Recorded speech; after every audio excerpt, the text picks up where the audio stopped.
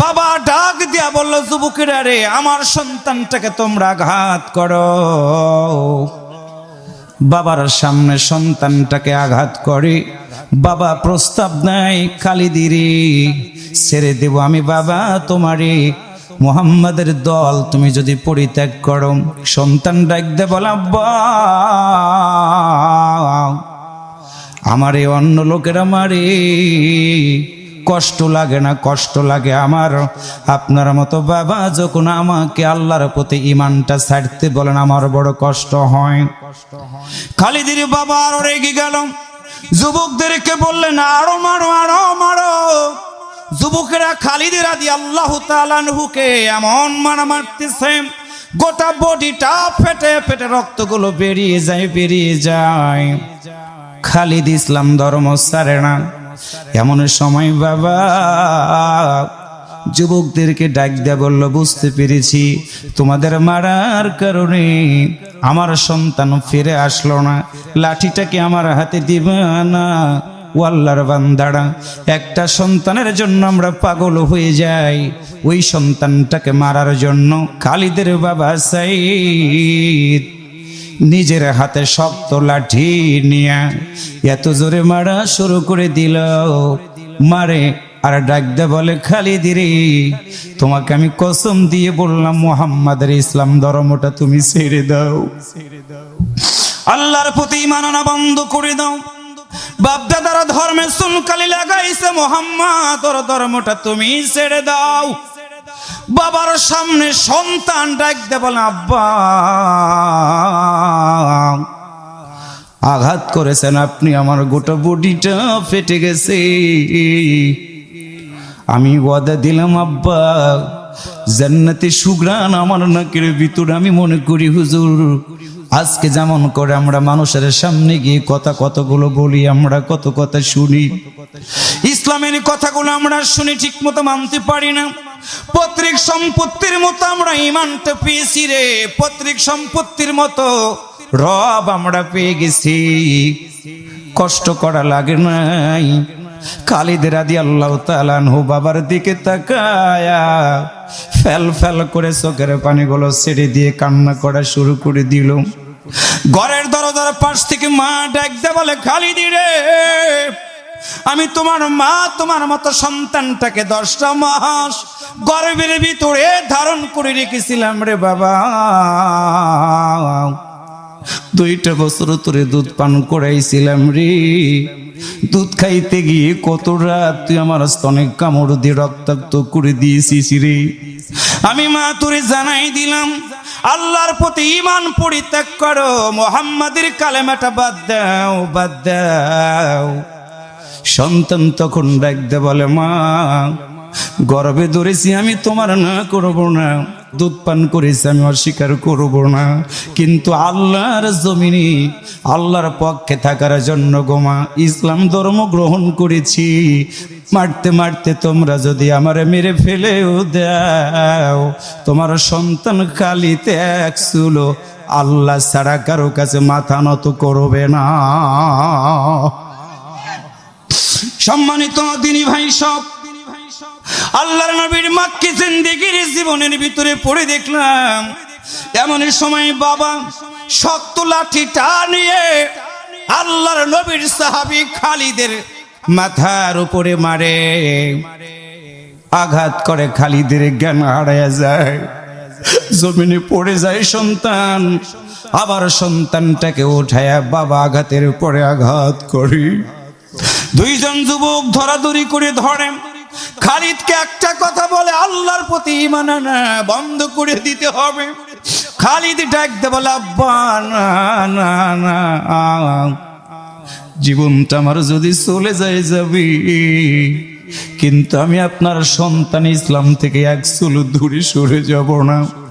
কিতাবের ভিতরে পড়লাম, এমন সময় বাবা এমন জোরে খালিদের মাথার উপরে লাঠি দিয়ে আঘাত করেছে, লাঠিটা দ্বিখণ্ডিত হয়ে গেল, খালিদ জমিনে পড়ে গেল, জ্ঞানটা হারায়া ফেলল খালিদ। 1টা 2টা দিন নয়, 3টা দিন হয়ে গেল। খালিদ রাদিয়াল্লাহু তাআলা আনহুর পেটের ভিতরে কোনো খাবার যায় না, বাড়ি থেকে বের করে দেওয়া হলো সন্তানটাকে।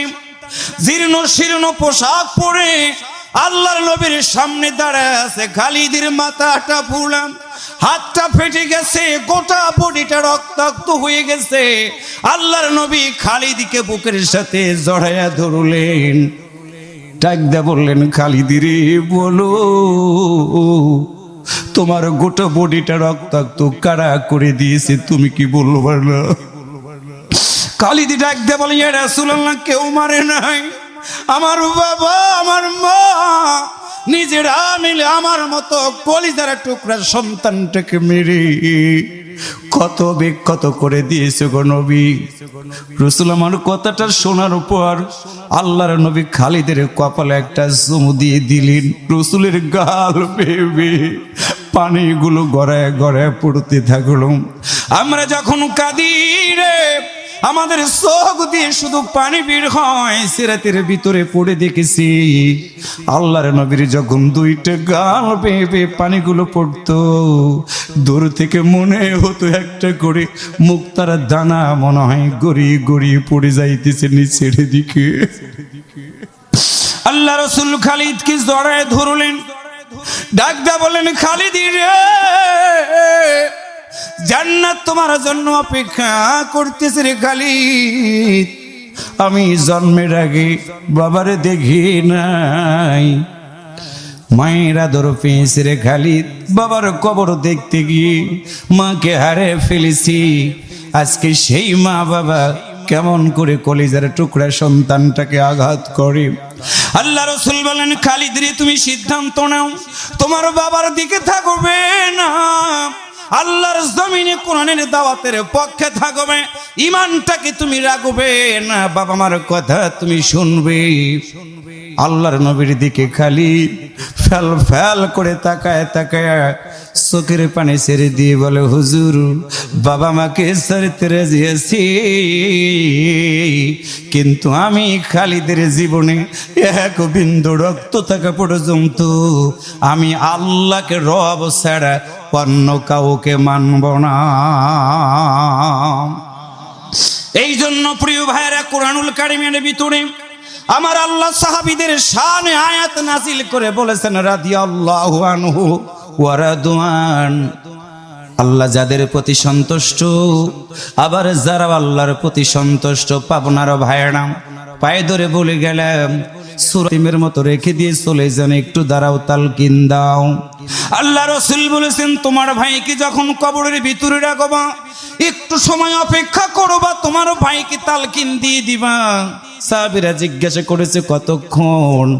রাসূল বলেছে, একটা প্রাণী জব করার পরে গোশতটা বন্টন করতে যতটুকু সময় লাগে তোমার ভাইয়ের কবরের পাশে তুমি দাঁড়াবা, কারণ তোমার ভাই তখন এতিম হয়ে গেছে, মিসকিন হয়ে গেছে, কিচ্ছু নাই। বিল্ডিং বাড়ি থেকে গেল, দামি চাকরি থেকে গেল, ক্ষমতা থেকে গেল, সব রেখে 3.5 হাত মাটির ভিতর আমি চলে গেলাম। পায়ে ধরে বলি, রে ভাই, ওই কবরের ভিতরে যাওয়ার পর মন কারণে কি ফেরেশতারা আসবে রে, জিজ্ঞাসা করবে, মান রব্বুকে, বলো তোমার রবকে। আজকে যারা রবের আলোচনা শুনলেন, রবকে মানার জন্য সিদ্ধান্ত নিলেন, ওই কবরের ভিতরে পাখি হইয়া আল্লাহর কোরআন আপনার জন্য সুপারিশ করার জন্য কবরের ভিতরে হাজির হয়ে যাবে। একটু আল্লাহু আকবার জোরে বলেন। ও আল্লাহর বান্দারা, ওই কবরের ভিতরে ফেরেশতারা আর প্রশ্ন করবে না, আল্লাহর দরবারে ডাক দিয়া বলবে, আল্লাহ,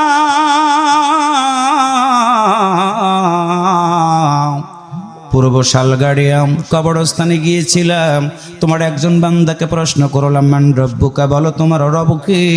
ওই বান্দা কথা বলার আগে কোরআন জবাব দেওয়ার জন্য হাজির হয়ে গেল। আল্লাহ, বলো তো ওই বান্দাটাকে কি আমি আর প্রশ্ন করব? আল্লাহ বলবে, বলো তো আমার যেই বান্দার কবরে কোরআন চলে গেছে রে, ওই কোরআনটার জন্য আমার নবী 3টা বছর শিয়াবে আবি তালেবে জেলখানার ভিতরে বন্দী ছিল। ফেরেশতারা বলবে, হ্যাঁ। আল্লাহ বলবে, বল, এটা কি সেই কোরআন যেই কোরআনের জন্য আমার নবী উহুদের ময়দানে দাঁত দিয়েছে? বলবে, হ্যাঁ। আল্লাহ বলবে, ফেরেশতারা বলে, এটা কি সেই কোরআন যেই কোরআনের জন্য আমার নবী তাইফের জমিনে রক্ত দিয়েছে?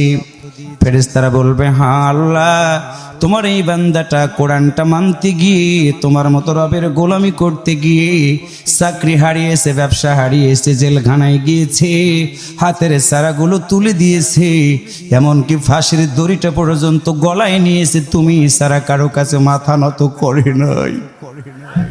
আল্লাহ বলবে, আমার জাতির কসম শুনে নাও, আমি আল্লাহ আজকে ওয়াদা দিলাম, আমার যে বান্দাকে জান্নাত দিব, আজকে ওয়াদা পূরণ হয়ে যাবে। আমার ওই বান্দার কাছে যাও যাও, প্রশ্ন করার দরকার নাই। যেই বান্দার কবরে মা নাই, বাবা নাই, কেউ নাই, আমি আল্লাহর পক্ষ থেকে সুসংবাদ নিয়ে যাও। ইয়া আইয়াতুহান নাফসুল মুতমাইন্না ইরজি ইলা রাব্বিকা রাদিয়াতাম মারদিয়া ফাদখুলি ফি ইবাদি ওয়াদখুলি জান্নাতি। আল্লাহু আকবার, জোরে বলুন। দুনিয়াতে বিপদের মধ্যে পড়ে গেলে কেউ না কেউ বাঁচাবে। কবরের জীবন আমরা যদি বাঁচতে চাই, জবান খুলে বলুন, তা আল্লাহর কোরআনের পক্ষে আমাদের থাকা দরকার আছে না নাই? আরো জোরে বলুন, আছে না নাই? সেই রবের কথা আমরা তেলাওয়াত শুনে মসজিদের ভিতরে, আমি আপনাদের কাছে আর লম্বা করব না, 11টা পার হয়ে গেছে, 10টা মিনিট আমি আপনাদের কাছে একটু চেয়ে নিতে চাচ্ছি। সেটা হলো আগামী বছর এই ময়দানে এর চেয়ে বড় আকারের মাহফিল হোক। এটা কি আপনারা চান? একটু জোরে বলুন, চান? আমি আর আপনাদেরকে হাত তোলাবো না, এবারই লাস্ট হাত তোলা। সেটা হলো, আমি একটু জানতে চাচ্ছি আগামী বছর এই ময়দানে এর চেয়ে বড় আকারের মাহফিল হোক। যারা চান তারা একটু শেষবারের মতো 2 হাত তুলে একটু হাঁ বলুন, একটু হাঁ বলুন, আর একবার হাঁ বলুন। সবাই একটু বলুন ইনশাআল্লাহ, আর একবার বলুন ইনশাআল্লাহ, আর একবার বলুন ইনশাআল্লাহ। আল্লাহ কবুল করো, বলেন আমিন। হাত নামান। আমি কষ্ট দিয়েছি, মাফ করে দিবেন। আল্লাহর জন্য কথাগুলো বলেছি, দিনের জন্য কথাগুলো বলেছি। মসজিদটা সাত করা দরকার, সাত করা দরকার।